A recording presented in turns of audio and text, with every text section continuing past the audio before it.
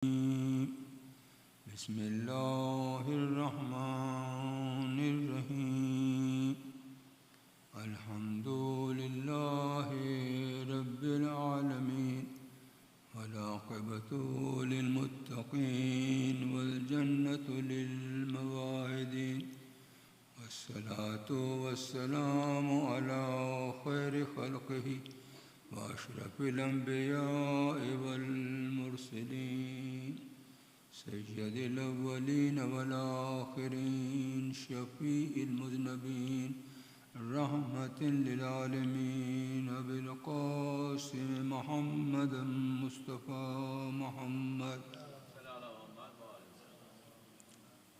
وآله الطيبين الطاهرين المعصومين الذين أذهب الله عنهم الرجس وطهرهم تطهيرا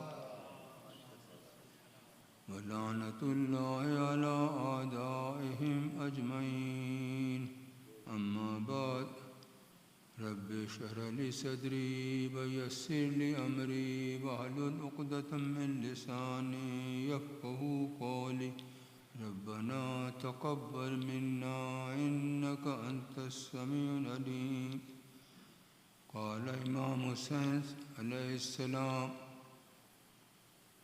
إن كان دين محمد لم يستقم يا سيوف خذيني سلوات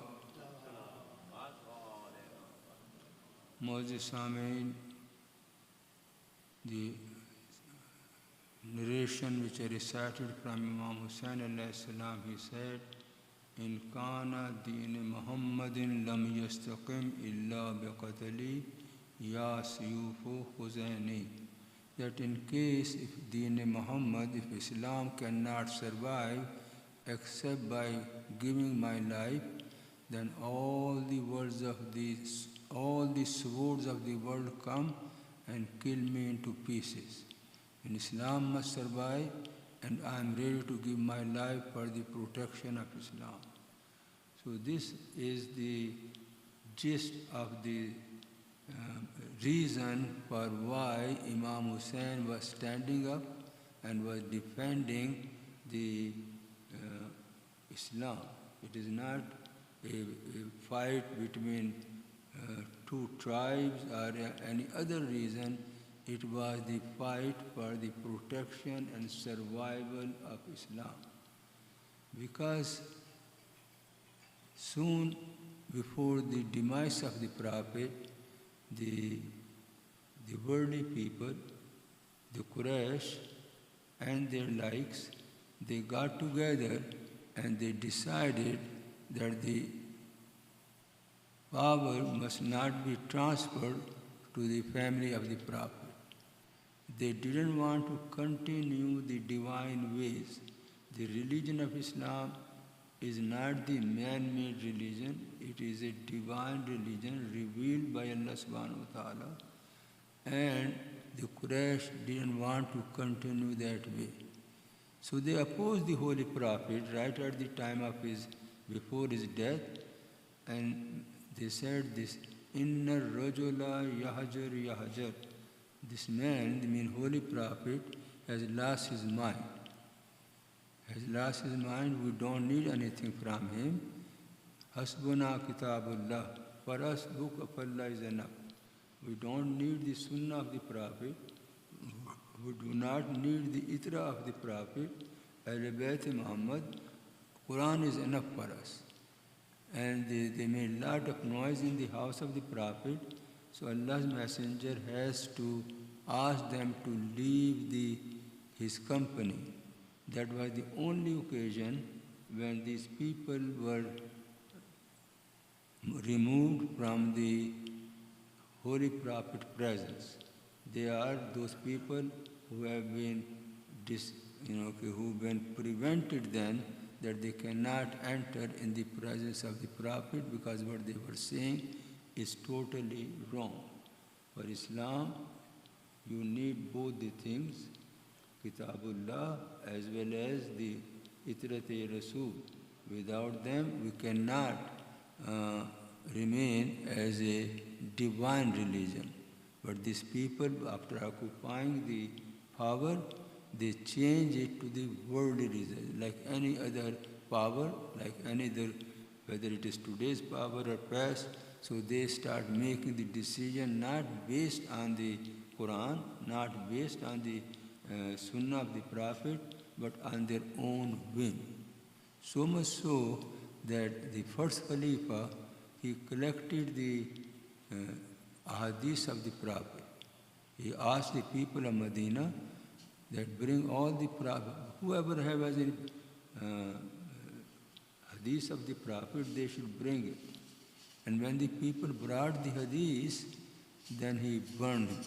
He burned the ahadith of the Holy Prophet. He said, I cannot stand these prophets, these ahadith, because they are interference in my ruling the government, in my governing the masses. Because he wanted to govern according to his own wishes, and people used to bring the hadith of the Prophet. In this situation, Allah's Messenger, this, he did this, so he didn't like it. He collected all the hadiths of the Prophet and he burned the hadiths of the Prophet. So he was not following the Sunnah, he was burning the Sunnah of the Prophet. Same way, when the second Caliph came, he saw the same situation. People used to come and argue with him that the way he's ruling is not right. So he again asked the people if they have any more ahadith of the Prophet written any shape and form, then bring them in and we can then look into it. And he did the same thing. Second Khalifa also burned second time all the ahadith of the Prophet available at that time. He prevented the ashab from narrating the hadiths of the Prophet except only those approved by the government. So only those hadiths can be narrated which are approved by the Prophet, because he didn't want to disseminate the real message of Islam. And he used to punish the people, Ashab-e-Rasul. He used to punish the Ashab-e-Rasul, anyone who narrated any hadith which was not approved by the government, means the Khulafa. So, and then he made a ban. Second Khalifa, make a ban on writing of the hadith. Although Allah's Messenger says that you save my knowledge by writing it. Write down any way you can. And the second Khalifa prevented, make an order that no one will write hadith of the Prophet anymore. And that ban continued for 100 years. So there was no written records of the Holy Messenger hadith, and it was only few people used to transmit orally. And you know, when you transmit orally, after a generation, after a second time narration, it changes. So they were trying to eliminate the real Islam at that time. When this reached to the time of Muawiyah, he did his best to totally eliminate Islamic culture, Islamic hadith, Islamic tradition. So he hired this Abu Huraira, and he was narrating hadith left and right. Once Muawiyah was in the company of Mughira bin Shiba. Mughira bin Shiba narrated that I was in the company of Muawiyah, and I suggested to him, he was relaxed, sitting on the couch, and I suggested to him, "Oh Muawiyah, you have now absolute power, and you know the family of the Prophet is extremely in dire situation financially. You should relax and do something good so people can remember you that you are not that bad to the family of the Prophet." He immediately stood up. He said, "It can never be. Can you hear this voice which is coming?" There was an azan going on. There was an azan being recited. And he said, "Look, 5 times a day, this azan is being recited, Ashhadu anna Muhammadan Rasulullah." Ashhadu anna Muhammad Rasulullah. Abu Salli ala Muhammad. Abu Bakr came, he ruled for 2 years, he is gone. Umar came, he ruled for 2 years, he is gone. Nobody remembered them. Then Usman came, he was better than because he was Bani Umayyah, but he is also gone after 10 years. And look at this Bani Hashim, look at this Muhammad. His name is recited 5 times a day from the masajid throughout the land. And he said, I will not be satisfied. It will not give me any satisfaction until I bury this name 6 feet deep, until I stop, so people can stop saying, Ashhadu anna Muhammad Rasulullah. So these were the enemies of Islam who took power soon after the demise of the Prophet. And they were doing from them. At the time of Yazid, he was the absolute monarch. And he did whatever he did. He said that after the Karbala, he made the statement that there was no angel came, no wahi was revealed, there was no divine message, there was no message from the heaven, but it was a ploy of the Muhammad and his family to gain the power, to gain the kingdom, to gain the government. And thanks God, now we have made it foil, and I wish those grandparents who fought Prophet Rasulullah in the battle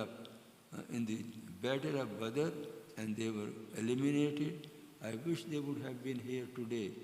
They will say, "Oh Yazid, your hands should never get weak. You have taken the revenge of those defeat, and you are now eliminating the Islam." So it was a fight between survival of the Islam and the fight to eliminate the Islam. From the very beginning, Islam was totally, all the norms of the Islam being changed. So much so that if you remember, when the second Khalifa passed away, there was a condition put in front of Imam Ali that we will accept you the Khalifa, provided you will follow the Prophet, you will follow the Book of Allah, and you will follow the way of Abu Bakr and Umar. This was the condition put in front of Imam Ali, we will accept you as a Khalifa. If you say yes, you are our Khalifa. Imam Ali replied, yes, I will follow the Quran, I will follow the Sunnah of the Prophet. And if these people's ways are different, then I will not follow it. So, the ways of Abu Bakr and Umar was not the ways of Islam. That's the reason Imam Ali rejected them, and Imam Ali refused to accept the Khilafat of the Muslim. And this Usman, he said, yes, I will follow their way. And means my own way. Their way was human way, not the way of divine way, not the way of the Quran, not the way of the Sunnah of the Prophet. So this is the very reason the struggle was whether we should continue on the religion which has been revealed by Allah, brought by the Holy Prophet in the form of Quran and His Sunnah, or deviated from there and we become a worldly power. And these people from that time on became worldly power. Their peak came at the time of Yazid. They got the opportunity to wipe out the entire family of the Prophet. They were so powerful, and Muslims have submitted them all over the empire to the Yazid. And they thought now they can eliminate whatever the prestige of Prophet family left. So they each and every individual adult, even 6 months old baby was martyred. They eliminated, they uprooted the entire family of the Prophet, except 1/6 person, Imam Zainul Abidin, was left. And they thought now they have overpowered the Islam, and now we can do whatever we want to do. And they were doing everything wrong possible, which Allah's Messenger say it is against the Islamic rule. So it was a struggle between survival of Islam and the destroying the Islam. And that's the reason Imam Hussain stood up and gave his ultimate sacrifices. There is a famous Sufi poet. He said,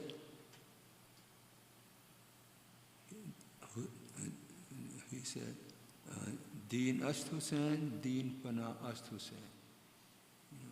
Sardad Nadad Dardast Yazid, Haqqa ke bina ila ast Hussain.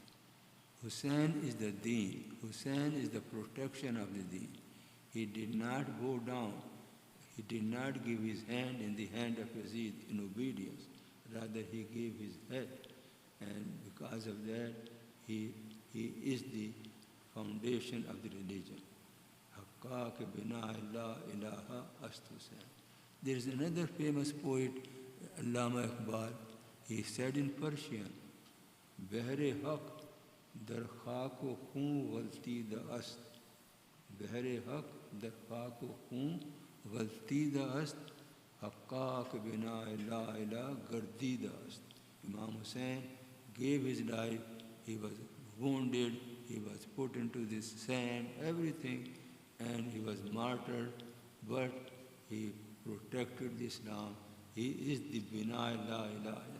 He laid down the foundation of Islam second time, which Islam was being eliminated because they cut off the entire family of the Prophet. So my brother and sister, Imam Hussain gave the ultimate sacrifice to protect this religion, and this religion came through the sacrifice of Ahlul Bayt and we should protect it in our life. We should love them, we should respect them, we should follow the way of the Ahlul Bayt we should remain attached to the Quran and the Sunnah of the Prophet. This way we can revive Islam in our own life, we can receive the benefit of Islam in our own life, and inshallah we can be successful in this very life as well as in the life hereafter by following the way of the Prophet, following the way of the Ahlul Bayt and following the way of Quran. Recite salawat. Allahumma salli ala Muhammad wa ala Muhammad. Inna atainaka al-Kawthar fasalli li rabbika wanhar. Inna shani'aka huwa al-abtar.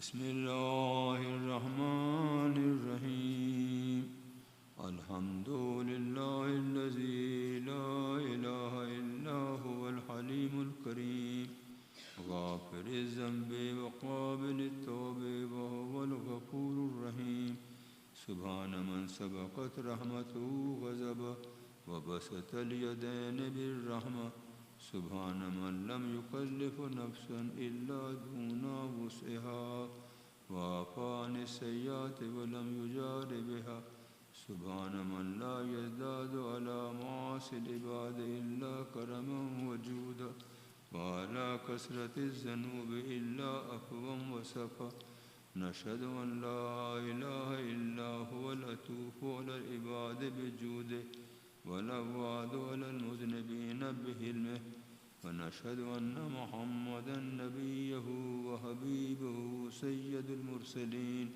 وشفيع المذنبين بعثه رحمة للعالمين صلى الله عليه وآله الداعين إلى سبيل الله بالحكمة والموعظة الحسنة قادة الأمم وأولياء النعم ومعدن الرسالة أوصيكم عباد الله بالتوبة عما سلف من ذنوبكم والإنابة عن الأوزار التي أسقطت ظهوركم فإنه تعالى كريم بكم رؤوف عليكم يقبل اليسير ويعفو عن الكثير.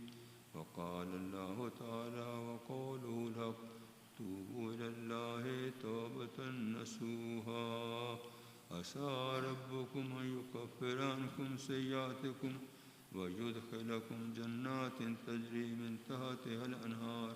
وقال قل يا عبادي الذين أسرفوا على أنفسهم لا تقنطوا من رحمة الله إن الله يغفر الذنوب جميعا إنه هو الغفور الرحيم.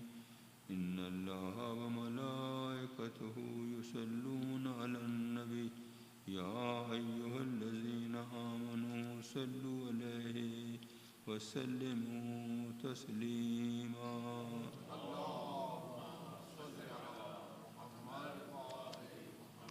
اللهم صل على سيد المرسلين وشفيع المذنبين نبينا محمد صلى الله عليه وآله وعلى إمام المسلمين أمير المؤمنين علي بن أبي طالب صلوات الله عليه وآله وعلى سيدة نساء العالمين وبزة خاتم النبيين سيدتنا فاطمة بنت رسول الله صلوات الله عليها وعلى الحسن المجتبى والحسين الشهيد بكربلاء وعلي بن الحسين ومحمد بن علي وجعفر بن محمد وموسى بن جعفر وعلي بن موسى ومحمد بن علي وعلي بن محمد والحسن بن علي عليهم الصلاة والسلام.